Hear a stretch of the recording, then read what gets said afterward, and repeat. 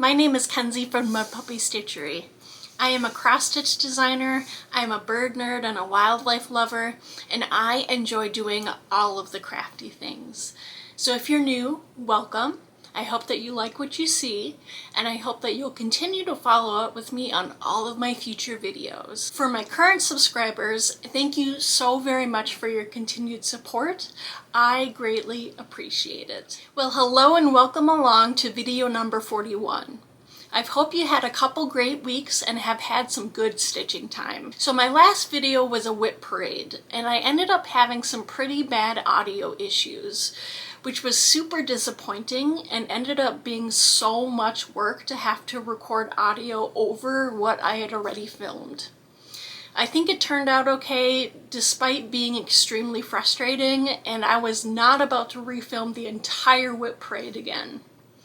So I hope most of you guys were able to see it, and if you haven't, I'll make sure to link it down below for you to watch. Hopefully I've got the audio issues figured out by now, fingers crossed, but you know how technology can be. So it's been a couple of very busy weeks at work, and the weather has been very snowy and very cold. And so I have been staying inside as much as I possibly can and just basically hibernating until spring shows up. This past Friday, the weather was insanely cold at -21 degrees Fahrenheit with a real feel of -42 degrees.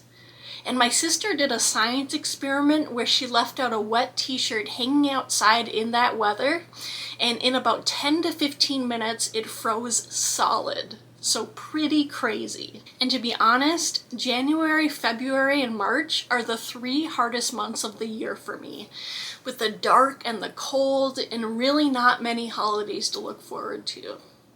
So the one thing I have to look forward to is in June, is that me and TJ will be going to Sicily for a wedding, and so I've been doing a lot of research on that and starting to plan things out. So if you've ever been to Sicily and have some recommendations, please leave them in the comment section down below. I would greatly appreciate it. So I have the trip as a guiding North Star to try and get me through these hard months. But I have been stitching, I've got some new starts, some finishes, some whips, and also some Christmas stitching haul to show you. So I think we should move right along into the video. So I'd like to show you guys a fully finished display piece made of little owl ornaments that have been in the works for years now at this point. So let me show you what it looks like, what the finished piece looks like, and then I'll take a video of the ornaments close up.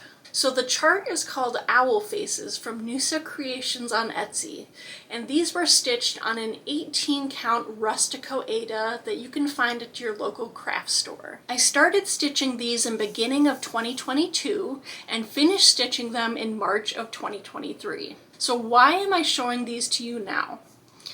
Well, for several years now, they've been sitting in a bag with no hangers on them, and so I really have not been able to display them. I had made them into little pillows, but I couldn't figure out the best way to make them into hanging ornaments. And so they sat for years untouched, which is really a shame because I put a lot of work into making them, and they turned out so cute. And so I finally pulled this project out and was able to figure out a way to turn them from regular pillows into hanging ornaments. In the jewelry section of the craft store, I bought little bendable rings, and I was able to pierce the back fabric so it created a little loop, and then I could take matching twine and attach it to the ring. I went this route because I tried gluing the twine onto the back, but that did not stay, and it didn't look very good. And I didn't really want to have to hand sew all of them on either. So this solution worked very well, and it didn't take a super long time to do. And now I can finally display them on my ornament tree and enjoy them. So I'm super happy to finally have this fully completed. Although I might have to invest in a miniature tree like this, but with some LED lights. I think that would look really pretty. So last video I mentioned that I had a stitchy gift that I fully finished for someone, and that I couldn't talk about it until it was gifted. Well, the person received it over Christmas, and she absolutely loved it, and so now I can finally talk about this finish. I had stitched one of the Little Prairie Schoolers Prairie Birds from my mother-in-law Jane because she had mentioned that she'd love to have some of my stitching. So here's an example of all of the charts that are included within the Prairie Birds series. And this is the one that I stitched for her, the wren. So I'll pop up a picture of the finished piece, and I made it into a little hanging ornament with fabric backing. And I think it turned out super cute and super tiny, so it was a really quick and fun stitch. I stitched it on a scrap of 18 count shale by Picture This Plus fabrics with threads from my stash. And so it was a fun little gift, and I highly recommend investing in the Prairie Schooler Prairie Bird series because it is full of adorable little smalls that make really quick, really cute gifts. I was also able to finish and fully finish my Sparrows chart that I showed last video from Owl Forest Embroidery. And this is a freebie that you can download. And I'll make sure to leave a link down below just in case you'd like to download it for yourself.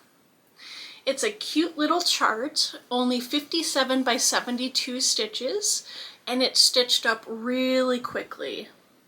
And I pulled all of my own colors, and I just used a little scrap of 18 count oaken by Picture This Plus fabrics. I was able to make it into a cute little hanging ornament using some tag board and some backing fabric.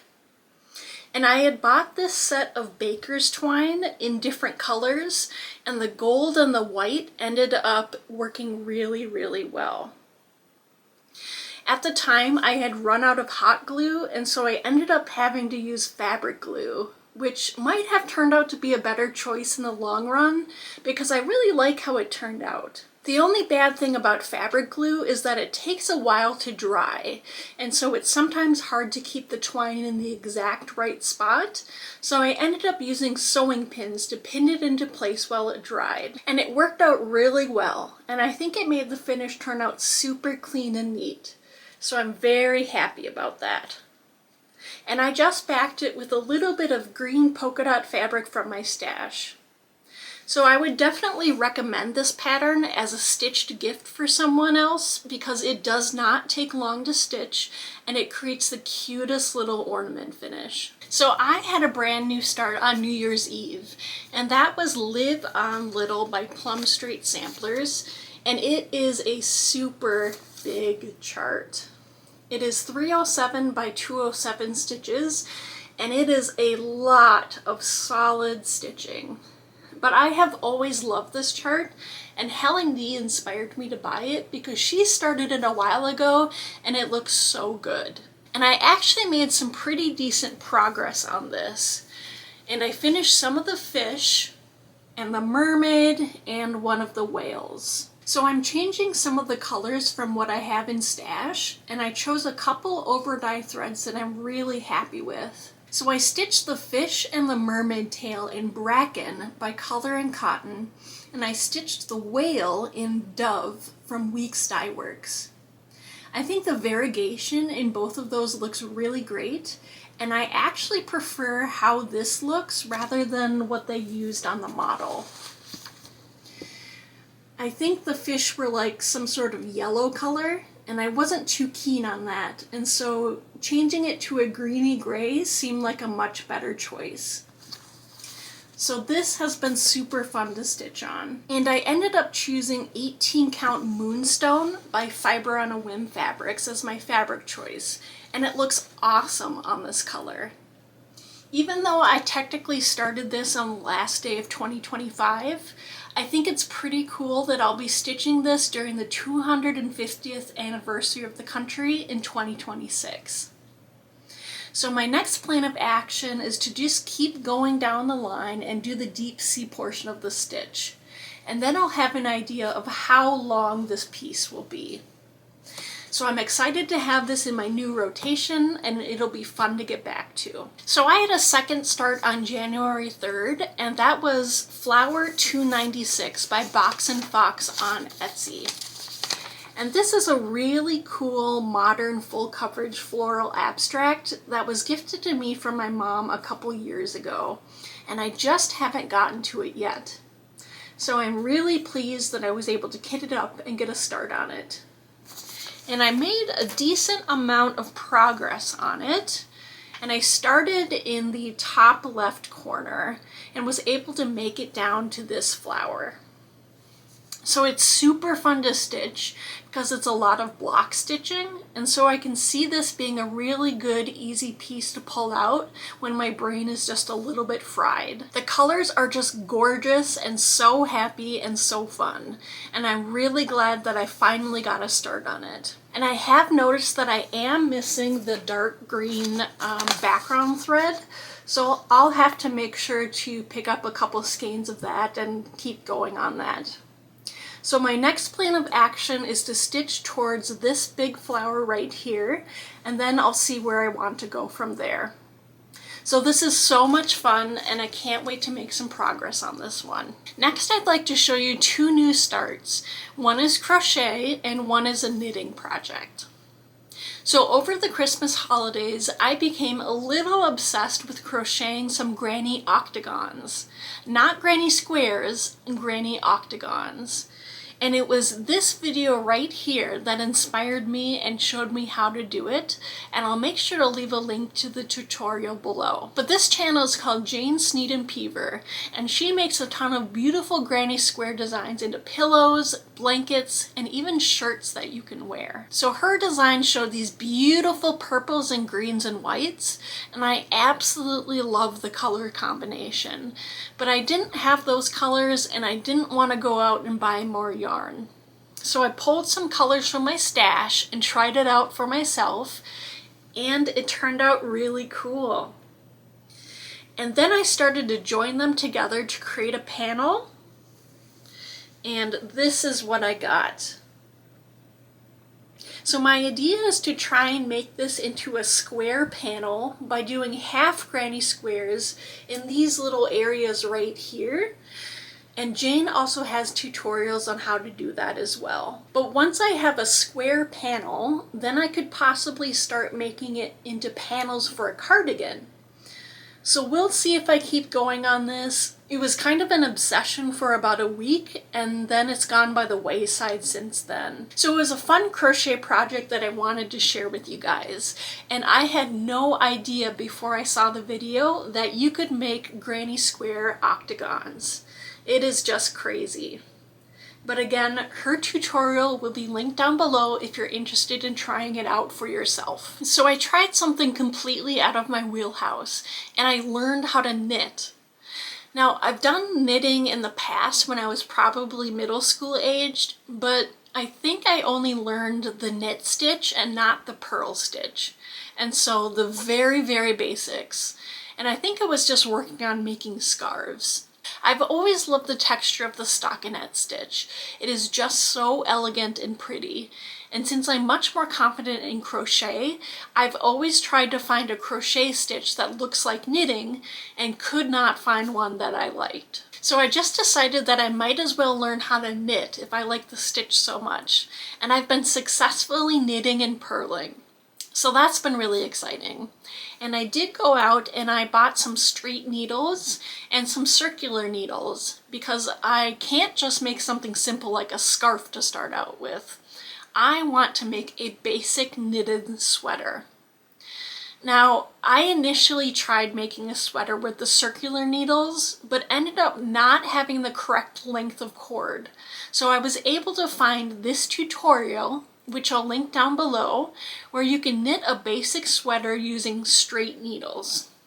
So it's been really easy so far, and I learned to make the ribbing, and it looks really, really nice.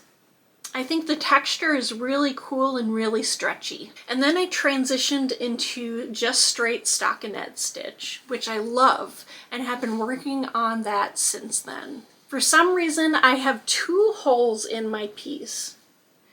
And I have no idea how that happened or what I did wrong. So if you're a knitter and you happen to know what happened to create these holes, please let me know in the comment section down below. But again, it's basically my first time knitting, so there's bound to be mistakes, and I'm sure I can fix it up by stitching the yarn together with a matching thread to discreetly hide the mistake. But the good news is I don't seem to be making that same mistake anymore the further up that I stitch, so it just seems to be part of the learning curve for me. So I've made good progress, and it's been a fun piece to work on, and it's a little bit more portable than cross stitch, so it's a good travel piece. But I will keep you updated on how this goes. So let's move into some of my WIPs that I've worked on these past couple of weeks. So my first WIP that I've worked on is Red Panda by Need a Lot Designs on Etsy, and I was able to get quite a lot done on this. So this is being stitched on an 18 count pickled by Picture This Plus Fabrics and was started in mid-November of 2025. And I absolutely love the color of this fabric with this design. I think the oranges and the browns really look good on this fabric. I was able to work more on the bamboo and add more of the background geometric design, and I think it's turning out really cool. I then focused on getting his head completely done, and it looks amazing, but wow, it is a lot of color changes. But the gradation of color is so smooth and so satisfying, it just looks so nice. I think that's the signature feature of Need a Lot Designs. Her expert gradation and the blending of colors, and I just love her design so much. And luckily this one isn't too big, so it shouldn't take too long to get a finish. But I'll probably just work on filling in the branch next and working on the fill-in for his body, and I'll see how far I can get from there. So this is such a fun piece, and I can't wait to get back to this one. The next WIP that I worked on is probably one of my oldest WIPs, and it's called Luna Moth 2 by Happy Little Mouse on Etsy. And it's this gorgeous pattern that I'm stitching on a piece of 18 count navy by Nikki Glenn's Needleworks on Etsy. And it was started in March of 2023. So I'm really glad to have pulled this little guy out and got some more progress on him. This time I was able to fill in his 2 lower wings, and I'm getting much closer to a finish than I thought. Once I get the moth done, I only need to complete the other half of the moon and some more of the leaves. You'll notice there are some blank spots on the wings, and that's where I'm missing a floss color. So I'll have to go out and get that soon. But it's turning out beautifully, and the colors really glow on this fabric. But I'm not sure what I'll do to fully finish it. Maybe like a round frame, or maybe even a clock finish would be really fun. So I'll have to keep an eye out and see what I can find. But I'm planning on having this be a finish in 2026, so hopefully within the next couple of months, so I can get this on my wall and have it be displayed. The last WIP that I've been working on has been Jane Atkinson by the Scarlet Letter. And this is an older WIP that I started back in March of 2024, and it will definitely be a focus piece this year. So this is being stitched on an 18 count vellum by Picture This Plus Fabrics, and this is a really pretty pinky tan color, and it works perfectly with all of the warm floss colors of the piece. So if you're familiar with this piece, you'll notice that I've been working on quite a lot of customizations, with the most obvious one being the words. So I've taken out the verse and recharted them to be song lyrics from the Prince of Egypt that are extremely meaningful for me. And you'll notice I was able to completely finish all of the words. That took quite a long time, and I'm so glad to finally have that portion done with. And I'm so pleased with how it turned out. Now there is one little mistake right here, where the word is touching the flower, but I was not about to rip that out and redo that row of stitching. I think it looks just fine. So you'll notice that I've also added my initials and the finish date of 2027. So I'm calling it ahead of time and using this as a motivator to get this big piece finished. This technically gives me 2 years to finish this piece, so that should be more than enough time to get it done. So I was able to finish the words, and then I moved into the upper right hand corner working on some of the border pieces. So I was able to finish this leaf right here, and I was working on this flower right here. So not a huge amount of progress on the border, but at least I got some work done on it. And I'll probably just keep working on following the border down all the way until it matches the other side. And then I'll figure out where I want to go from there. So I absolutely love how this piece is turning out. It is huge and gorgeous, and it is definitely one of my favorite WIPs. Before I hop into more of my stitching, I'd like to move on to another segment called Wildlife Minute, where I give a little talk on wildlife, biology, animals, or anything that strikes my fancy. So hopefully you'll learn something new today, and it will encourage you to take a deeper dive into the wonders of the natural world. But if you're only here for the stitchy things, please feel free to skip ahead. Hello there, Wildlife Kenzie here. Today I'd like to talk to you about reptiles and amphibians that live in colder climates like here in Minnesota. What happens to reptiles and amphibians when it's -20 degrees Fahrenheit outside with 3 feet of snow cover on the ground? First, we need to define what is a reptile and what is an amphibian. Reptiles are vertebrates, which means that they have backbones, and they have some form of scales covering all or some of their body. Some examples of reptiles would include turtles, snakes, lizards, and crocodiles. One random cool fact is that the ancestors of birds are reptiles, and they come from the same lineage and share a lot of common characteristics. So birds are not considered reptiles, but they are definitely closely related. Amphibians, on the other hand, are also vertebrates that include frogs, salamanders, and caecilians. They undergo some form of metamorphosis as they grow into an adult. Reptiles and amphibians are called ectothermic, meaning that they rely on their environment to control their internal body temperature. So that could be bad news once winter hits and the temperatures drop dangerously low. So how do they survive? For amphibians, they have 3 strategies to survive, and that includes burying themselves in the land, freezing themselves inside the leaf litter, and spending the winter underwater. Some species will burrow deep down in the earth below the frost line, which can be anywhere from 6 inches to 3 feet deep. The amphibians that stay above ground need to be able to freeze almost completely and still survive. To quote the Three Rivers Park District, when a frog begins to freeze, its liver converts the glycerol into glucose.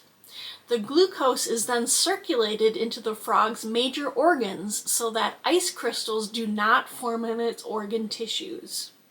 Although its organs are protected, ice does form in the frog's body cavity around its organs and between the muscle cells.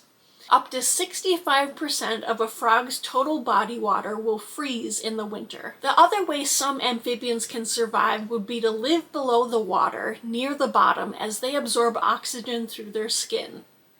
Some reptiles, on the other hand, brumate underground in what's called a hibernaculum, where up to several thousand clump together and survive underground. This hibernaculum can include different species, ages, and sexes of snakes. Some snakes that aren't as bothered by the cold are found closer up towards the surface, and other snakes less cold tolerant are found deeper down in the ground. Reptiles and amphibians are truly fascinating creatures, especially with their unique survival strategies in the colder months. I hope you've enjoyed today's Wildlife Minute, and let's head back to the stitching. Hello everyone, welcome back to the stitching. I'd like to show you guys some of the cross-stitch charts that I've designed over the past couple of weeks for my Patreon page. My January freebie chart that I designed turned out super cute, and it's featuring yellow-bellied sapsuckers. I saw this woodpecker for the first time in Wisconsin a while ago, and it was such a cool experience. They are just gorgeous. So I thought it would be super cute to have both a male and a female, and because they are cavity nesters, they could be feeding a little chick. And I'm really pleased with how this turned out. And it's sometimes nice to have a really long skinny piece to stitch because it breaks up the monotony on your walls when you frame it. And I just love drawing woodpeckers because their colors are so stark and bold, and you can really make some graphic lines in your design. So that was really fun. And it's a freebie, so please head on over to my Patreon page, which will be linked down below, and download a copy for yourself. And if you wouldn't mind, please consider becoming a free member of my Patreon page, where you'll get notified of all of the freebies and charts that I release in the upcoming months. My next chart that I designed is called Fresh Catch, and it features a cute little boreal owl with his dinner that he caught. And this was also super fun to design and to create all of the little mini designs on his feathers. Boreal owls have a lot of white and brown barring across their feathers, and so the designs help to mimic that texture. And I did add a little bit of backstitch into this pattern, which I don't often do, but I felt that the mouse could benefit from looking a little furry. So I really hope you guys enjoy this pattern, and this one is available for purchase with a Tier 1 membership for my Patreon. But again, you do not have to be a paid member to get access to lots of my charts, because I post monthly freebies there as well. And I really appreciate everyone's support in my pattern designing, and I absolutely love doing it, so it's a win-win for me. So in December, I was given a $50 gift certificate to 123 Stitch from my mother-in-law Jane, and I wanted to show you guys what I ordered. I bought a couple charts that have been on my list for a while now, with the first one being Silver Creek Samplers Lighting the Way. And I have always loved this chart, and I've always wanted to stitch it for a while now. And I found the perfect fabric to start this on. And it's this gorgeous greeny bluish black color called Shadow by Picture This Plus. It is just stunning, and it will be a perfect piece of fabric for this chart. I'll probably have to change the coloring of the letters on the chart because it is a dark blue and it'll blend in with the fabric, but that shouldn't be a problem to change up. I'm not sure when I'm going to start this, but I'm happy to finally have it in my stash. And I also bought Live on Little, which I've always liked but haven't picked up because it's huge, and so I'm glad to finally have a start on that one. And the last item that I bought was a gorgeous piece of 18 count Swamp by Picture This Plus Fabrics, which is this gorgeous olive green with a little bit of oranginess to it. It is such a cool color, and I'm so glad to have this in my fabric stash. And I have no idea what I'm going to use this for yet, but I'll have to find something special that will really pop on this color. For Christmas, I received a couple pieces of fabric from my sister, and as you know, buying cross-stitch fabric is one of my favorite parts of the hobby. So I was thrilled to receive a piece of 18 count Smoky Quartz by Fiber on a Whim Fabrics. It's this beautiful grayish green neutral, and it is absolutely gorgeous, and it would work for a variety of projects. So I'm extremely happy to have this in my stash for a future start. And I also received a piece of 18 count Feldspar by Picture This Plus Fabrics. And it's this gorgeous purpley gray with slight orange mottling. So it looks slightly aged and worn, and it's just beautiful. So that was a fantastic present for Christmas from my sister, and I really appreciated the thought behind it. And the last thing that I'd like to share with you today are some absolutely beautiful pieces of model stitching that my friend Karen the Stitching Owl made and gave to me that I recently received in the mail. And if you haven't watched or subscribed to Karen, I would highly recommend her channel, and we'll make sure to link it down below in the show notes. She is an incredibly talented and prolific stitcher, and she has been so incredibly kind to stitch many of my cross-stitch designs for me. and even let me keep the models so that I can use them for trunk shows in the future. She is so incredibly kind and so incredibly talented, and I am so thankful for Karen and all of her work. So I'd like to show you 3 pieces of stitching that I designed and Karen stitched.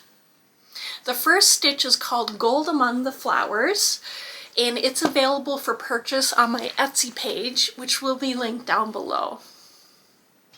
Now this is a small little design that she stitched on what looks like a 40 count light blue linen, which really makes the yellow of the goldfinches pop. She did an absolutely fantastic job, and the stitches are just so tiny and perfect.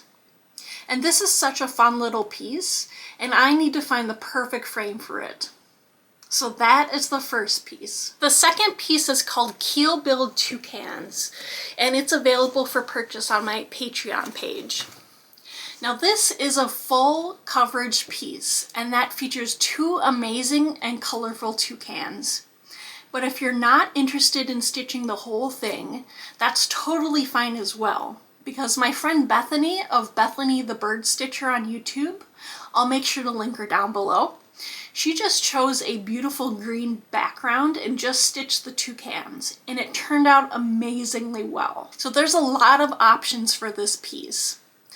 But it's a fun and unique circular design, and I'm going to have to find the perfect frame for this one as well. And it looks like Karen stitched this on a light colored 18 or 20 count Aida fabric, which works perfectly for a full coverage piece. And the last piece that she stitched is really the star of the show, and it's called Strawberries and Swallow-Tailed Kites, and it's available for purchase on my Etsy page.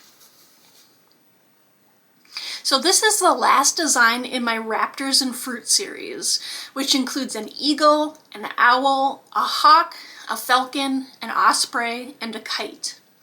And she stitched it on this gorgeous piece of 36 count even weave from Hand Dyed by Rolanda, and it worked out perfectly for this design. I just love all of the little critters that are included in the stitched piece, and the ants and the wasps and the snakes and the frogs, they're all prey of the swallow-tailed kite. So those are the 3 model stitches that Karen stitched and gifted to me, and I am so pleased with how they turned out. And I can't thank Karen enough, and I ask that you please go and check out her channel and subscribe, because she does wonderful work. And that is all that I have for you today.